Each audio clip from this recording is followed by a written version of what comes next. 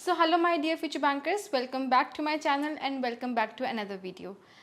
This is IBPS PO Prelims Part 2, ठीक है, as you might have seen on the thumbnail as well. पिछली video में आप लोगों ने काफ़ी मुझे कमेंट्स किए कि 37 डेज़ 25 डेज़ यार ठीक है, मैंने वीडियो तब रिकॉर्ड करके रख ली थी, तो due to some of the issues with the editor I could not upload the video on time. तो अभी हम स्टार्ट करते हैं. जैसे कि मैंने आपको पिछली वीडियो में बताया था कि आपको ये सारी चीज़ें तो करनी ही करनी है. अगर आप ये सारी चीज़ें कर सकते हो तो ही आप IBPS PO पार्ट 2 पे क्लिक करना है ना. मतलब यार देखो, अभी हमारे पास दिन कुछ ज़्यादा बचे नहीं है, तो हमें हमारी situation it is like do और डाई. क्यों? क्योंकि इसी बीच में बहुत सारे एस्पिरेंट्स होंगे जिनका बीच में क्लरिकल एग्जामिनेशंस पढ़ेंगे, जिनका बीच में RRB PO का इंटरव्यू आ जाएगा. तो इन सब चीज़ों के बीच में हमें अपने मेन एग्जामिनेशंस को भूलना नहीं है, IBPS PO and SBI PO. ठीक है, तो उसके लिए आपको देखो मेहनत तो बहुत ज़्यादा करनी पड़ेगी. आप लोग मेरे से पूछते हो कि आप 50 पजल्स को एक ही गो में करते थे. हाँ, मैं एक ही गो में करती थी. एक आपको लगता है आप कैलकुलेशंस कर रहे होते हो कि 4 मिनट्स पर पजल, तो 100 पजल 400 मिनट्स. आप कैसे ऐसे करते थे?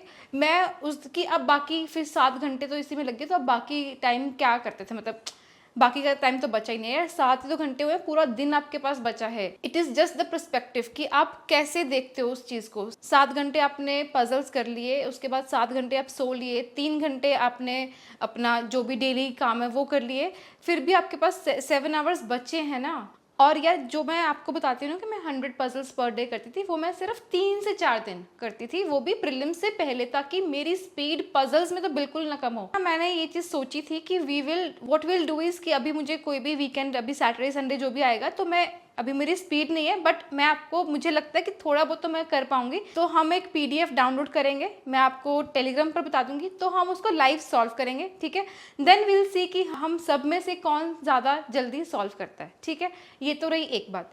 एंड एक चीज़ जो कि बहुत स्पेशल है मेरे लिए, एक मोटिवेशन होगी आप लोगों के लिए, वो मैं end of the video attach कर दूंगी, तो वो आप देख लेना. ठीक है, तो यार जैसे कि आपने मेरी टू डू लिस्ट डायरी में देखा होगा कि मैं वायरल मैथ्स ना बहुत अच्छे से उसको करती थी, डेली बेसिस पर करती थी. चाहे मैं लाइव मैंने कभी नहीं देखा उनका, लेकिन मैं करती थी. तो आज मैं आप सबको बता दूं, वो मैं यूट्यूब से करती थी. वो बिल्कुल फ्री सोर्स था. ठीक है, वो मुझे अपनी स्पीड बढ़ाने के लिए काफ़ी उसमें अच्छे ट्रिक्स मुझे मिलते थे देखने को. तो उसको मैंने काफ़ी टाइम तक किया, मैंने अराउंड 2 to 3 मंथ्स तक उसको किया था. वो अड्डा पे एक टीचर है नवनीत सर, मैंने उनको फॉलो किया था. तो यार जैसे कि आप देख पा रहे हो, मैंने अड्डा की ये बुक भी मंगवाई थी. मैं प्रैक्टिस करती थी. स्टार्टिंग में मेरे बिल्कुल कॉन्सेप्ट्स वीक थे, मतलब कैलकुलेशन वीक थी, तो इसलिए मैंने ये बुक मंगवाई थी. अगर आप चाहो तो आप भी ऑर्डर कर सकते हो. ठीक है, और उसके बाद अगर रीजनिंग की मैं बात करूँ, रीजनिंग में बहुत सारे टॉपिक्स मैंने सॉल्व से किए हैं, वो भी अड्डा में पढ़ाते हैं. मैंने काफ़ी सारे टेस्ट भी दिए थे अड्डा से, आप स्क्रीनशॉट्स देख सकते हो. तो मतलब मेरे पास सारे प्लेटफॉर्म्स की टेस्ट सीरीज थी. मैं ये नहीं करती थी कि मुझे सारी जगह से सब कुछ करना है, मैं सब जगह से बेस्ट चीज़ें पिक करती थी और वो सब करती थी. जैसे मैंने वायरल मैथ्स के लिए नवनीत सर को फॉलो किया, उसके बाद रीजनिंग के लिए सौरभ सर को भी फॉलो किया था. काफ़ी टॉपिक्स के लिए मैंने आपको रीजनिंग की स्ट्रैटेजी में भी बताया हुआ है. ठीक है, एंड ऑल्सो आपको यहाँ पर काफ़ी फ्री मटीरियल भी मिल जाएगा, but you can also buy their paid course, and to get the maximum discount you can use my code, that is TG Max. And for more information you can check out the link in the description. अभी हम start करते हैं IBPS PO strategy part 2. यार सबसे पहली बात तो ये है कि प्रीलिम्स और मेंस की तैयारी कुछ अलग नहीं होती है. ठीक है, हमें प्रीलिम्स के साथ मेंस को लेके चलना ही चलना है. ये नहीं है कि IBPS PO उसको आप एक फियर बना लो, या फिर SBI PO प्रीलिम्स को कि यार ये तो मेरा कभी नहीं हुआ, मैं रिपीटर हूँ या फिर मैं बिगनर हूँ, सब लोग कहते हैं कि ये बहुत टफ है. ऐसा कुछ नहीं है. मैंने अपने लाइफ के फर्स्ट अटेम्प्ट में पहली बार मैंने प्रिपरेशन करी थी बैंकिंग एग्जामिनेशन की, तो अगर मैं निकाल सकती हूँ तो आप भी आराम से निकाल सकते हो. मैंने पजल्स अपनी ज़िंदगी में कभी देखे भी नहीं थे, कि क्योंकि मेरा इंजीनियरिंग बैकग्राउंड था और मेरे कॉलेज में एप्टीट्यूड टेस्ट हुआ था, लेकिन मेरा नहीं हुआ था क्योंकि मेरा परसेंटाइल 80 के ऊपर था. इसलिए मेरी डायरेक्ट इंटरव्यू था विप्रो में, I got selected as well, लेकिन आई डिड नॉट ज्वाइन, है ना. तो पजल्स वजल्स मैंने कभी नहीं देखे थे. इंग्लिश मेरा ठीक था, मैथ्स हो जाता है जितना मैथ्स. यार पहले मैं आपको ना प्रीलिम्स में अपना अटेम्प्ट बता देती हूँ. मेरा IBPS PO प्रीलिम्स में टोटल 68 का अटेम्प्ट था, जिसमें मेरा क्वांट का अटेम्प्ट 16 to 17 क्वेश्चंस ही था. तो लेकिन ये नहीं है कि मैं मॉक्स में भी इतना ही अटेम्प्ट रहता था. मॉक्स में मेरा 20 तक चला जाता था, 20 22, है ना. लेकिन मेरी जो स्ट्रैटेजी रहती थी ना मॉक को अटेम्प्ट करने की, तो मेरी वही रहती कि मुझे पहले इजी वाले क्वेश्चंस करने हैं, मुझे स्कोर मैटर करता है, मुझे अपने ईगो के ऊपर लेकर उन क्वेश्चंस को नहीं पकड़ना है कि जो मैंने अपने प्रिपरेशन के टाइम पे तो पढ़े थे, लेकिन अब रियल टाइम में कि यार ये तो मुझे करना ही करना है, ये कैसे नहीं हो रहा है। ये चीज़ें आपको बिल्कुल नहीं सोचनी है जब आप रियल टाइम एग्जाम दे रहे होगे, ठीक है। तो क्वांट में 16 to 17 क्वेश्चंस किए थे। इंग्लिश में मुझे लगता है मैंने 24 to 25 क्वेश्चंस किए थे। एक सेकेंड रुको।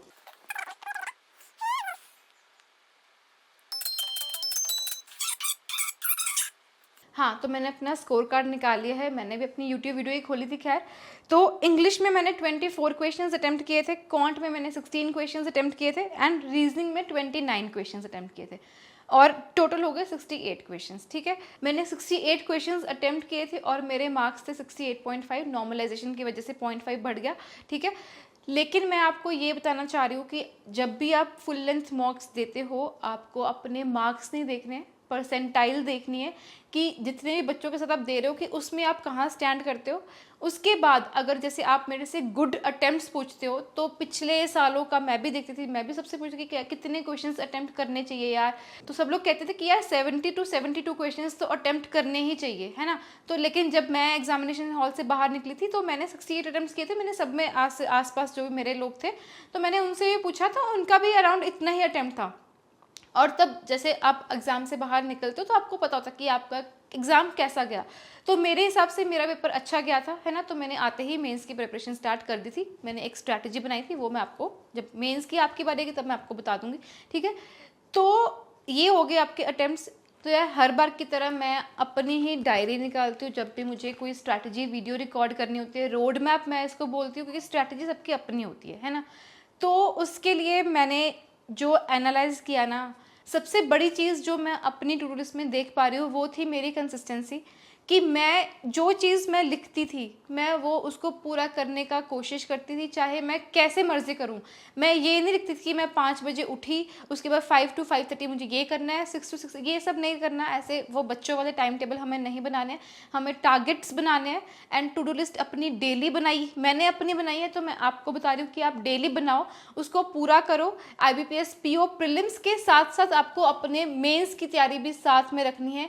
अगर मैं क्वांट की बात करूँ, मैं हमेशा वीडियो सोर्स से करती थी, चाहे वो प्रीलिम्स की क्लास है चाहे वो मेंस की क्लास है, ठीक है। प्रैक्टिस भी मैं वहीं से करती थी। तो आपको डेली बेसिस पर क्वांट की, स्पेशली अरिथमेटिक की प्रैक्टिस करनी ही करनी है। अगर मैं DIs की बात करूँ ना, तो DIs में ना आपको वेन डायग्राम्स भी आ जाती हैं पेपर में, उसके बाद टेबल DIs, ये सब आपको डेटा एक्सट्रैक्ट करना आना चाहिए।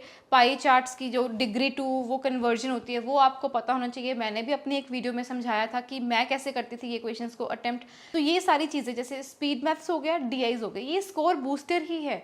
तो आपको जहाँ से भी आपको प्रैक्टिस करने को मिलता है आप वहाँ से करिए, ठीक है। DIs करने हैं, स्पीड मैथ्स करनी है, अर्थमेटिक के आपको वो टॉपिक्स तो 100% करने हैं जिस पे आप कॉन्फिडेंट हो। आप उसके टॉपिक वाइज प्रैक्टिस भी कर सकते हो। आपने मेरी टू डू लिस्ट में देखा होगा कि कई बार मैं क्वांट के टॉपिक वाइज प्रैक्टिस भी करती थी, ठीक है। तो ये हो गया क्वांट में आपको ये सब चीज़ें करनी है। और टेबल्स क्यूब्स मैंने आपको पहली वीडियो में बता दिया था, ठीक है। इंग्लिश में मैंने आपको बताया था एडिटोरियल पढ़ना है, प्लस आपको जहाँ से भी ना एरर डिटेक्शन के क्वेश्चंस मिलते हैं, स्पेशली प्रीलिम्स के लिए आपको 100% करने हैं, उनको स्किप नहीं करना है। और अभी तो पैराजम्बल्स भी आने लग गए हैं, पैराजम्बल्स की प्रैक्टिस आपको बहुत अच्छे से करनी है। हो सके तो आप सिर्फ एक पैराजम्बल डेली करिए, या फिर ऑल्टरनेट डेज पर ना आप यूट्यूब पे वीडियो सर्च कर लीजिए, ठीक है। वहाँ पर आप टाइप करिए कि पैराजम्बल IBPS PO प्रीलिम्स, जो भी जितने भी टाइम की, आधे घंटे की वीडियो होती है, मैक्सिमम 1 आवर की होती है, उसको आप 2x पर देखिए या फिर 1 जो भी आपकी स्पीड है उसको समझिए। पहले आप खुद सॉल्व करिए, उसके बाद एजुकेटर का आप सोल्यूशन देखिए, ठीक है। रीजनिंग आपको पता है बहुत ज़्यादा इंपॉर्टेंट है। अगर आपको एक बार रीजनिंग का समझ में आ गया ना कि आपको ये पजल्स की स्पीड आ गई, तो आप इतना कॉन्फिडेंट फील करोगे कि यार रीजनिंग में तो मैं आराम से 35 में से 30 क्वेश्चंस अटेम्प्ट कर ही दूंगा। एंड में अगर बचेंगे 5 क्वेश्चंस, वो होंगे या तो एक कोई डिफिकल्ट वाला पजल होगा, या फिर 3 से 4 क्वेश्चंस जो मिसलेनियस के होते हैं, जो हम एंड पे ही करते हैं। तो पजल्स की प्रैक्टिस बहुत इंपॉर्टेंट है। अभी अगर मैं साथ में जिन लोगों का RRB PO मेंस है, या फिर बाकी अगर हम IBPS PO prelims plus mains की प्रिपरेशन कर रहे हैं, आइडियली वही हमें करनी चाहिए। तो उसके लिए मैं आपको ये सजेस्ट कर सकती हूँ कि आपको रीजनिंग का चाहे आप 3 दिन बाद उठाओ, लेकिन आप उठाओ। आपकी टू डू लिस्ट में ये आपको बिगर पिक्चर में आपको ये पता होना चाहिए कि 3 दिन बाद मुझे रीजनिंग उठानी है मेंस की, ठीक है। उसके बाद क्वांट आप डेली करो प्लीज़। आप जो भी टीचर को फॉलो कर रहे हो वहाँ से आप डेली बेसिस पर क्वांट की प्रैक्टिस करिए, मेंस की एंड प्रीलिम्स की। सबसे पहले मेंस की करिए, उसके बाद आप प्रीलिम्स की करिए, क्वांट की। उसके बाद English mains is up to you. आप सेक्शनल देके भी कर सकते हो, क्लासेस भी देख सकते हो, लेकिन इंग्लिश आप 4 दिन बाद भी करोगे तो भी ठीक है, लेकिन इन दोनों चीज़ों को आप करिए। और एक इंपॉर्टेंट चीज़, आपको मेमोरी बेस्ड कहीं से भी मिले वो सारे आपको देने हैं, चाहे आपको यूट्यूब पे मिल रहा है, चाहे वो मेंस का है, चाहे वो प्रीलिम्स का है, सारे मेमोरी बेस्ड आपको देख के जाने हैं। चाहे आप सॉल्व मत करो, आपको देख के ये लगना चाहिए कि हाँ, कॉन्फिडेंस आना चाहिए कि ये तो मैं सॉल्व कर दूंगा, ठीक है। उसके बाद जो लाइव टेस्ट होते हैं, जहाँ से भी आपको लाइव मॉक टेस्ट होते हैं, उसको आप कभी नहीं छोड़िए, ठीक है। कहीं ना कहीं से 1 घंटा दिन का निकाल के, मेंस की बात नहीं मैं कर रही हूँ, प्रीलिम्स की बात कर रही हूँ यहाँ पे, वो आप 100% दीजिए। देखिए आप बाकी बच्चों की प्रिपरेशन में कहाँ पे स्टैंड करते हो, ठीक है। और बाकी जीए आपको डेली बेसिस पर करना ही करना है। क्विज़ेस कब अटेम्प्ट करने हैं ये मैं आपको, जब आपका IBPS PO प्रीलिम्स हो जाएगा तब मैं आपको बताऊंगी, ठीक है। अभी आ गया मोटिवेशन की बारी, जो मैं आपको बता रही थी स्टार्टिंग में। तो ये है वो मेरा पेज, आप डेट दे सकते हो। मेरा 23 को ही एग्ज़ाम था, तो मैं सुबह लिख के गई थी, ये मैंने आके इसकी फ़ोटो खींची थी, ठीक है। तो ये एक खाली पेज पे बस मैंने ये लिखा था कि मेरी स्ट्रैटेजी क्या रहेगी मेंस के लिए, वो भी IBPS PO की, ठीक है। तो आई होप आपके लिए भी ये मोटिवेशन रहे और आप भी इतने ही कॉन्फिडेंस से लिख के जाएं कि मेरा एग्ज़ाम 100% होगा और आते ही मैं मेंस की स्ट्रैटेजी बनाऊंगा या फिर बनाऊंगी, ठीक है। अभी हम यहीं पे स्टॉप करते हैं वीडियो को, ठीक है। कोई भी डाउट्स हैं आप please put under the comment section, I will reply, I will try to reply. मैंने अभी स्टार्ट कर भी दिया है, इनफैक्ट पिछले वीडियोस में अगर आप देखोगे मैंने सारे पर्सनली रिप्लाईज किए हैं कमेंट्स को। तो ठीक है, पढ़ते रहिए। Till then see you in the next video very very soon. अभी SBI PO का नोटिफिकेशन कभी भी आ सकता है, तो we have to buckle up, ठीक है। पढ़ना पड़ेगा अच्छे से। Okay then, see you in the next video, bye bye.